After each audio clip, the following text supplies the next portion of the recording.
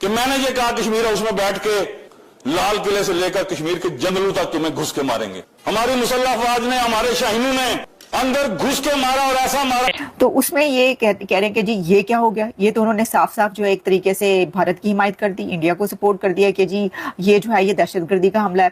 तो मतलब कोई मसला ही कोई नहीं है जनाब, ये तो अब जो है ना वो बनियान अल मरसूस हो गया है और हम जंग जीत गए हैं। आपने जो जंग जीती है वो आपके सामने है कि इसमें जैश-ए मोहम्मद, पाकिस्तान की सरजमीन में बैठे हुए जैश-ए मोहम्मद, वो इसमें इन्वॉल्व है और ये प्लानिंग जो है वो पाकिस्तान से की है। Operation Sindoor 2.0 is going to be in a very different shape than operation Sindoor 1.0।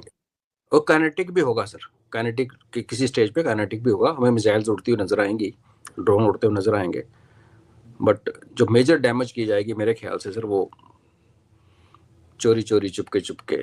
हाल है वो मजीद कशीदगी की जाने बढ़ रही है कि पूरे के पूरे इंडिया में इस वक्त थ्रेट अलर्ट जारी हो चुके हैं। नहीं, मैं नजरअंदाज तो कतई तौर पे नहीं करूंगा। इमरजेंसी नाफिज कर दी गई है और रात गए ही जंगी सायरन बजना शुरू हो चुके हैं।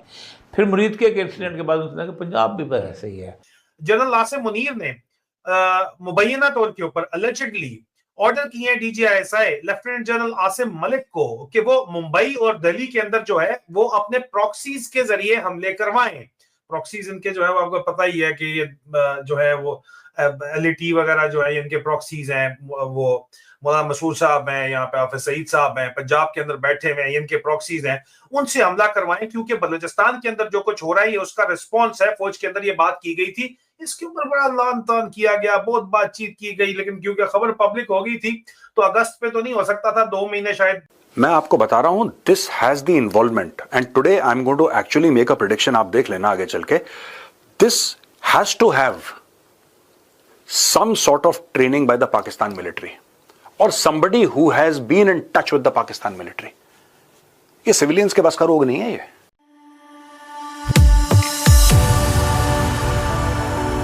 तो दोस्तों आज पीओके के जो एक प्रधानमंत्री पाकिस्तान ने बना के रखा है, उसने ये माना है कि दिल्ली के लाल किले पे जो धमाका हुआ था उसमें पाकिस्तान शामिल था और पाकिस्तान ने वो धमाका करवाया। बीएलए उन्हें जो ठोक रही है उस वजह से, और ये कह रहे हैं कि धमाके में इतने लोग मारे गए कि भारत आज तक उनकी लाशें गिन रहा है। मतलब कि इस पीओके के टेक पीएम ने ये कबूला कि दिल्ली में जो धमाका हुआ वो पाकिस्तान ने कराया और शेखी भी मारी कि हमने इतने भारतीयों को मार दिया है। तो इसके बाद सोशल मीडिया पे ये चीजें वायरल हो गई है और पाकिस्तानी मीडिया इसके ऊपर रोना धोना कर है कि इस पीओके के फेक पीएम ने उन्हें एक्सपोज करके रख दिया। दोस्तों ये वीडियो बहुत ही मजेदार है, तो पूरा जरूर देखिएगा। तो चलिए और इंतजार न करके ये वीडियो देखते हैं कि वहां पे लोग भी पकड़े गए हैं, उन लोगों से सबूत भी मिले हैं, उनके मोबाइल फोन्स भी पकड़े गए हैं वहां पे। और ये एक ऑनगोइंग इन्वेस्टिगेशन थी। आखिरी टाइम पे इस बम धमाके से पहले ये काम चल रहा था कि वहां पे लोग पकड़े गए हैं, बहुत से मेडिकल प्रोफेशनल से जो ये काम कर रहे थे वो पकड़े गए हैं। और कहा यह जा रहा था कि सिलेंडर ब्लास्ट वगैरह है, सब कुछ है। और वैसे तो हमेशा से होता ये चला है कि कहा जाता था कि अगले दिन ही पाकिस्तान में हमला हुआ और कहा जाता था कि जिस तरह पहले कहा टीटीपी ने करवाया, ऑपरेशन ग्लैडियो देख लें, कोई नहीं जनाब, उन्होंने कह दिया, इनकार कर दिया। जमातुल रहमान ने कराया, उन्होंने इनकार कर दिया। कहते हैं इंडिया ने कराया, इंडियन ने आगे से कहा यार तुम लोगों ने पावर ग्रैब तुम्हारी फौज कर रही है और तुम्हारी तवज्जो हटाना चाह रही है। हमारे यहाँ हिंदुस्तान में वो लोग कहते हैं कि जनाब फौरी तौर के ऊपर अगले दिन ही जाके हम ठा नहीं कर देते, हमारा फैसला जो है वो ये जमहूरियत है। यहाँ पे वो सीसीपी उनकी कोई मीटिंग है, वहां पे 5 बंदे बैठते हैं, उनका वजीर आजम, उनका डिफेंस मिनिस्टर, उनका फॉरेन मिनिस्टर, उनका दोनों आईबी का चीफ, उनका अगर सीडीएस चेयर के ऊपर हो, और उनका जो इंटेलिजेंस एजेंसी का जो आईडब्ल्यू का चीफ है, वो लोग बैठे होते हैं। ठीक है, उनका आरएनएडब्ल्यू वाला जो चीफ है वो फैसला मिलके करते हैं। उनकी तो मीटिंग पिछले दिनों के अंदर कहीं भी हुई नहीं है। तो आपका तो धमाका बाद में हुआ है, उसके बाद से तो मीटिंग ही नहीं हुई। फौरन आप हमारे पत्ते क्यों डाल रहे हो? बात ये की गई थी और मैंने आपको डिटेल बता दी थी। सच है ना, जरा टेट में दर्द तो बहुत हो रहा होगा, प्लीज फिर भी सुन ले जरा मेहरबानी करके। लेकिन हम हमेशा से पाकिस्तान के अंदर ये कहते चले आए हैं कि ये जो राह ने करा दिया, राह है। इस दफा पाकिस्तानी जो है वो मान नहीं रहे यार। ये क्या ड्रामा चल रहा है भाई? क्यों नहीं मान रहे?